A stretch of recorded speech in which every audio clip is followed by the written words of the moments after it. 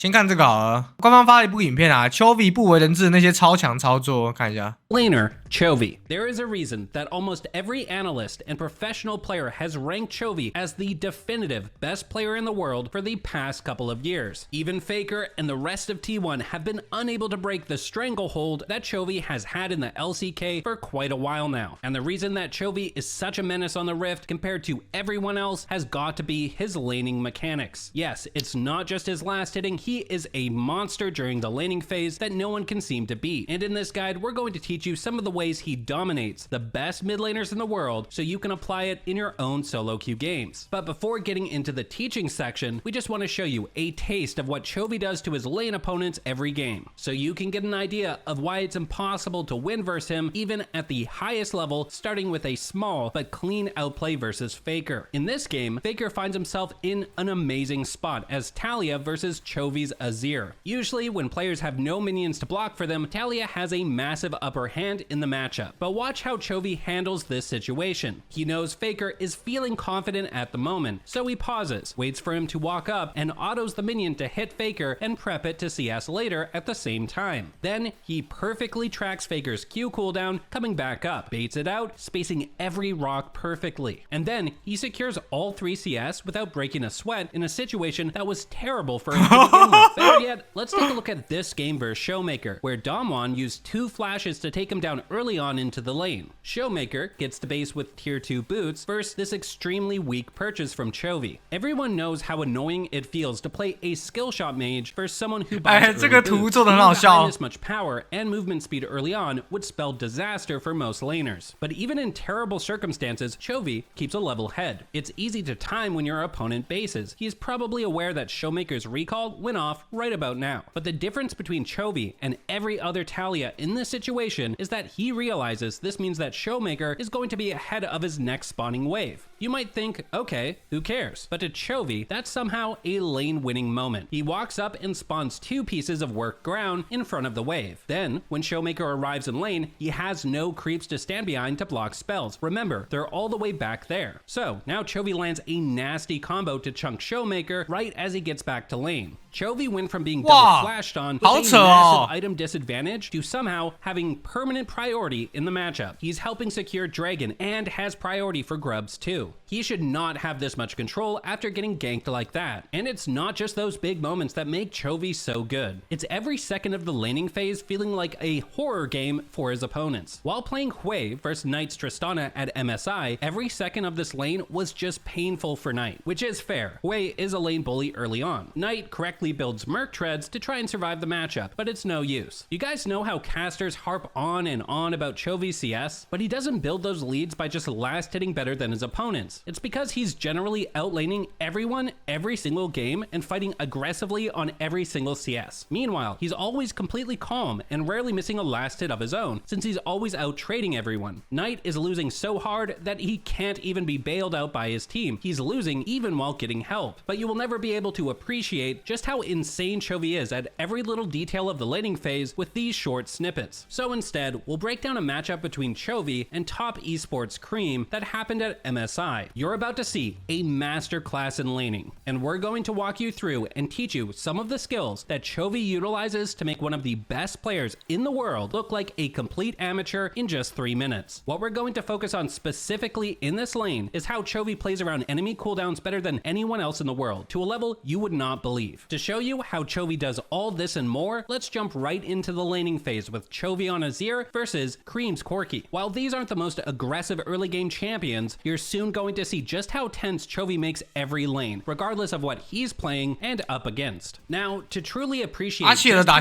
Chovy will outplay Cream during this lane, you need to know that they're not just playing around their own champion's ability cooldowns. A ton of damage or utility can actually come from your keystones in mid, and to truly become an expert at spacing around your opponents, you need to think of keystones as an extra cooldown for every champion. Azir is running Hail of Blades, while Corki has First Strike. Keep these runes in mind, as you'll soon see how almost everything Chovy is doing is based on playing around these two setups. Before the lane starts, Chovy clears a ward at blue buff. In doing so, he gets to lane late, while Cream was already auto-attacking the wave and getting in position. Basically, since he's late, Chovy will have to work hard to get wave control back. He spawns a soldier to hit the melee minions so he can push. Chovy knows that Corki's first strike is up and doesn't want to let him proc it for free. Corki's E has decent range, so Chovy spawns a soldier in between them. Now he can't walk up for free. Then he continues hitting the wave. Due to the two soldiers blocking the way, Corki navigates his GPS and takes a big detour around mid lane, trying to find an angle to fight and proc his rune. And when he's there, Chovy spawns yet another soldier to block him. An extremely important thing to understand about League that most players have a bit of a patience meter, as many of you may know.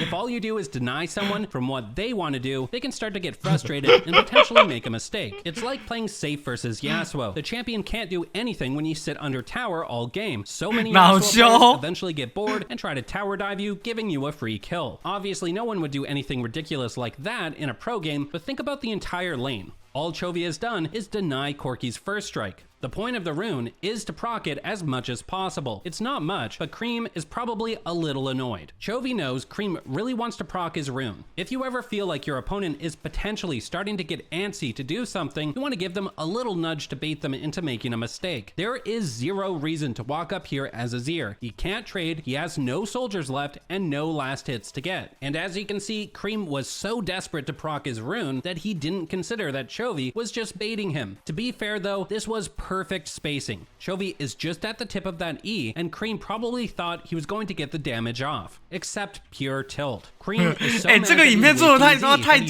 Chovy's soldier. Chovy procs his Hail of Blades and gets a very good trade-off. Right after that trade, a super important moment in the lane is coming up. Level 2 timers. Obviously, hitting level 2 first will give either of them a cooldown advantage, so they're both going to rush for it now. There's one thing to keep in mind though. Chovy knows that he'll level up off of one more caster minion. Remember, he got extra experience from killing this ward by himself. Cream, on the other hand, got no extra XP, so he'll get it from the usual melee minion on the second wave. So they both rush to hit the minions. This right caster minion was lower HP, and it looks like the wave is going to hit it, so Chovy focuses it, but the minions randomly switch targets and go hit the full HP one. This is where Chovy shows us just how absurd of a player he honestly is. He actually adapts to that bit of RNG, which is such a ridiculously heads-up play. We checked. It would still take him 3 soldier autos to finish off the right caster, but with the help of his wave, it will only take 2 autos to kill the full HP one. He realized that at a moment's notice and adapted to hit level 2 slightly faster. This is some crazy awareness. The reason this 等一下，老实说，我还真的不知道，如果完整一个人吸一个眼的经验，会是5支兵就上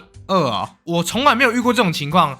因为通常啦，我自己上路还是怎么样，通常都是打野带少，然后大家去打那个眼嘛，对吧？所以通常不管怎么样，都是只翻到1点经验啊，6支兵就是1波兵整啊，才会上2，对不对？哇，刚Chovy是带少，然后一个人少掉眼，所以完整吃完，然后5支兵就上2。This matters so much is that the goal was to hit level 2 first and throw a soldier on Cream. Because it has 2 autos worth of HP left, Cream couldn't just sit there tanking the soldier, which would delay his level 2. Okay, pay attention. We'll be quizzing you in a minute on what's about to happen next, so watch carefully. Cream has his E up, so he presses it. Now he can kill the minion in 1 auto while trading at the same time. This way, he gets level 2 mid-trade and fights back very favorably. That was unfortunate. The reason it happened is because Cream's E came off cooldown right as Chovy was looking to punish with his level 2. We think Chovy mistimed Corki's E by fractions of a second, and sadly, this results in a poor trade by him, but a well-played one by Cream. He's at MSI for a reason, obviously. But that moment brings us to our special skill cap tip for this guide. When playing against the very best in the world, these players are required to try and track each other's cooldowns perfectly, otherwise, small mistakes like that can be punished hard. We don't expect you to be on that level, but there is one cooldown you should always be tracking perfectly, no matter what. Like we mentioned, your opponent's keystone plays a big part in how often they can and want to trade. The next tip is something most high elo players do, but at skill capped, we noticed very few low elo players actually take advantage of. In lane, you always want to have your opponent's HUD open. There's quite a bit of information you can track here, but the main focus for this guide is your opponent's rune. It tells you when their keystone is going to be up. This gives you very good insight into your opponent's mindset. What Chovy does next relies on it. He starts moving up in lane a bit just before Cream's first strike is up. However, this is similar baiting to before. He has no reason to do this. Chovy's Q and Hail of Blades are down. He does not want to trade right now. Cream, on the other hand, does want to trade with his Q and first strike. So, Chovy is just pretending to give Cream exactly what he wants, but spacing perfectly enough so he can dodge the Q at the last moment. You can see how his spacing isn't crazy mechanical reactions, it's just predictions based on simple information. Now he can knock off Corky's first strike for free, yet again. From here, Chovy does something important. He's going to pressure Cream on this last hit. That's just good to do in general, but it's also necessary because it delays the crash at his tower. The reason that matters is because he wants his incoming wave to stall like this under his tower for as long as possible. What this does is make the ensuing wave crash happen much closer to his turret. Basically, he can now play fully relaxed without fear of ganks. Meanwhile, Cream has to be quite more wary of being flanked. This matters for champions who can skip a utility spell at level 3. Corky is one of those champions. Chovy consistently skips a point in W at level 3 to put an extra point in his Q. This gives him more power in trades with a more effective cooldown. By keeping the wave here, he'll basically be forcing Cream to go W at level 3, making his trading weaker. Okay, so with the wave in a good spot, you're about to see some ridiculous laning out of Chovy. Same as before, they're both about to level up, which is a big moment in the lane. First, Chovy places a soldier right on the incoming wave to push, but it's also between Cream and his own minions. This was a read, knowing that Cream was about to turn to hit the wave. Then, they both hit the wave as much as possible to go for level 3. To really appreciate what happens next, we need to break it down into two parts. First is playing around level ups properly. Many players make the mistake of waiting to level up and then walking to trade, but this gives your opponent way too much time to react, and it's the main reason why most players don't get as much out of their level timers as they should in lower brackets. Secondly, one of the most reliable ways to bait an opponent's spell is to fake a movement command that they're already expecting. If they're expecting it, then they're probably going to instinctively press their spell the second that you input that fake movement. 这个我以前会这样玩欸， opening clip we showed you of Chovy outplaying Faker. If you remember, Faker uses his Q to crash these 3 minions into the tower. Then Chovy last hits 1 minion, but he's timing when Faker's Q is about to be up. The second that it is, he inputs a fake movement command, bluffing that he's going to commit and go for this last hit. This is why Faker fell for the bluff. He probably thought that Chovy didn't track his Q cooldown properly. Faker was waiting for Chovy to turn around at some point. 我只能说这个技巧应该玩很多的人都会有心想要尝试这个东西啊，但确实技能的计算要非常的精细。Inputs a movement command indicating that he's probably moving up to this area before it's even dead. Cream knows that Chovy is a good player, so when he sees Azir's model, 因为他难的点是技能与技能之间的 CD， 就如果他一个技能已经很久没放了，那当然还算好骗嘛，对不对？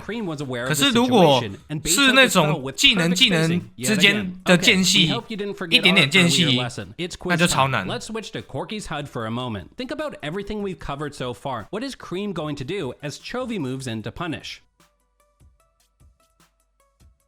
Remember, we're playing around cooldowns, and he's got Taste of Blood and First Strike coming up at the same time. Likewise, this is a very similar situation to what we saw before. Cream has his E, and he can turn on Chovy while killing these minions hitting level 3 during the trade. And on top of that, another important fundamental is at play here. Chovy is in range of 3 casters and the cannon minion. He'd get aggro from all of them if he trades. Meanwhile, Cream is only in range of these 2 melees, which he can easily kite. This means that Chovy is messing up and walking right into, and of course, it was a bait. Chovy perfectly spaces Cream's E yet again, and that was the last hope Cream had of turning this lane around. From there, Chovy can easily knock Corky's first strike off once more. And at this point, it's mostly Cream conceding and trying to get as much CS as he can before he shamefully has to base. That was such a great moment, beautifully demonstrating Chovy's awareness of his opponent's cooldowns throughout the lane. After dodging this Q and securing the level lead, most players would instinctively just run at Corky, thinking the trade would be one-sided. But even with such an overwhelming advantage, Chovy continues to put himself in his opponent's shoes, thinking about what spells he might still need to worry about and how his opponent might use them. Then he completely crushes Cream because of it. That lane was just the tip of the iceberg when it comes to Chovy's laning skill, but it really highlights how detail-oriented Chovy is about every single second of the lane phase.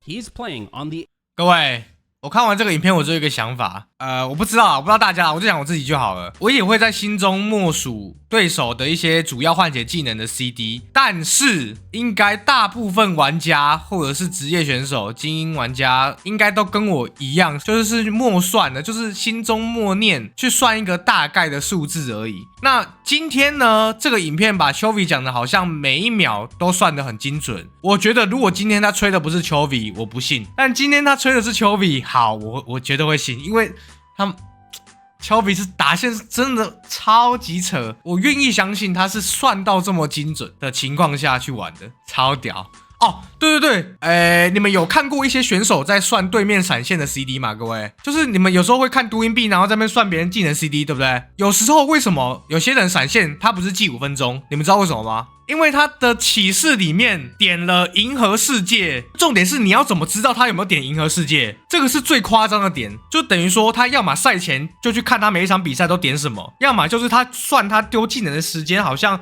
会少一点点，反正他就会去推测，你知道吗？这个东西就是非常夸张啊，可以猜，但是要猜得中，每次都猜中是非常困难的呀。而且一场对手有5个人你要记5个人不同的 CD， 有 CD 血，有银河世界，对吧？你有很多因素要去考量，要去算。有些人可能为了方便就统一算这个闪现，我举例嘛，有些人就统一算300秒，反正你把时间往多的算是可接受的，对不对？各位就把技能 CD 往多的去算，你起码不会被骗到嘛，对不对？不会被自己骗到，因为比较安全，比较保险嘛。可是你愿意往下算的更精准，那个是要承担比较大的风险的哦。如果今天你算错怎么办？刚好差这10秒，你说对面的传送好了，下路别打10几秒，可是结果下路打起来的时候他也没传，他实际上没传，但是你是不是错过了一个完美的机会？这种很小很小的东西其实都是一个赢比赛的关键啊。对对对 ，UZI 还会算对方的水银哦。然后我自己觉得啦，其实我觉得英雄联盟这个游戏其实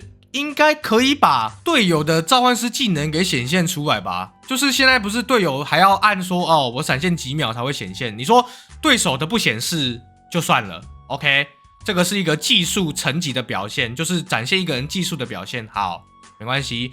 但是应该可以展现队友的召唤师技能还有几秒 CD 吧？我觉得这个在路人局来说应该算相当好用啊。搞一些插件可以，那个就不要讨论，因为插件不是正式的东西。就像是你们知道一开始 LPL 啊，就是中国那边伺服器很早就有插件可以算那个野怪的时间，但是以前的英雄联盟是看不到对面野怪几秒刷新的，对吧各位？以前一个厉害的打野可以在脑中有想过所有对面的这个野怪的 CD， 而且以前走过去还不会知道他到底什么时候有没有刷过什么的，各种资讯都没有，你全部都要在脑内用算的。以前打野是真的最难的点在这里。以前我也不觉得会新增这些东西啊，以前也没有什么龙的计时器啊，什么都没有，以前一切都是要靠算的。Tab 还是有秒数，没有，你不是远古玩家对不对？所以一开始什么小都没有。是说如果你们支不支持对手的召唤师技能，就在有看到的前提，就是你的5个人里面有看到对面的召唤师技能使用掉的前提之下，那系统帮你算 CD， 你们可以接受这个东西吗？其实如果是我的话啦，我其实是可以接受。其实我是可以接受，因为这个会降低入门的门槛。那真正的高手呢，其实也没差这个。高端的大部分人都会算，只是对于中间玩家还有新手非常不友善啊。我是觉得说，毕竟野怪这种东西都新增这个计时器了，那是不是召唤师技能也可以计时一下？不然好啊 ，NG 可以，排位不行，好啊，那也 OK 嘛。但是我觉得也没有这么破坏平衡呢？但是你怎么知道他没有点天赋？资讯战也是心理战的一部分。当然你要这样讲也可以啊，但是我就问各位一个问题：以前你反野是可以走进去，就是看到对面野怪的资讯吗？就是现在啦，假设对面野怪快要重生，你走到对面野怪，是不是小地图就会帮你亮说有一个灰灰的图标等等会重生？但以前你走进去根本不知道它是10秒前刷掉的，还是1分钟前刷掉的，对不对？以前你完全不会知道这个东西啊。但是 Riot 就给英雄联盟新增了这个东西，我觉得老实说，打野的难度就被下降非常高。我觉得野和英雄在以前会那么强的主要原因还是很大是在利用这个资讯差，对吧？可是现在野和英雄就变得特别难去搞人的原因，就是因为现在野怪不能留一摊，对不对？会自动消失，还会帮你计时。你看，如果一个人啊，他玩一个偏功能型的打野，一直在刷的时候，你根本就不会有办法去记野怪的时间，就是你应该很难去算对面打野走进来之后把野怪刷掉的时间，你很难算得很清楚啦。可是现在就是用得很简单啊，现在英雄联盟就已经要往一个比较偏简单的方向去走了，那显示个召唤师技能的 CD 我觉得不是很过分啊。那最起码同队的要显示吧，对不对？每次我就是问说你有没有闪啊，我能不能帮你？有些人就死都不讲啊，对不对？你打 solo Q 的时候你就不知道队友有没有闪，能不能操作，而且重点是有时候还会因为夜曲关灯啊，还有什么起风法术之类的问题，让那个召唤师技能的那个显示呈现 bug， 这个我觉得都有机会做调整吧，我觉得可以尝试改动的东西啊。